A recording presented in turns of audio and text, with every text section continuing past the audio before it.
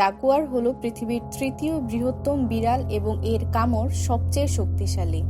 দক্ষিণ ও মধ্য আমেরিকার বনাঞ্চলে রাজত্বকারী এই বিশালাকার বিড়াল তার নিঃশব্দ গতিবিধি এবং ভয়াবহ কামড়ের জন্য কুখ্যাত।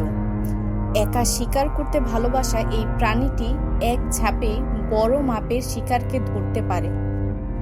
তার কালো দাগযুক্ত পিতাব দেহ এবং তীক্ষ্ণ দৃষ্টি অন্ধকারের মধ্যে শিকারের ওপর নিঃশব্দে নজর রাখে।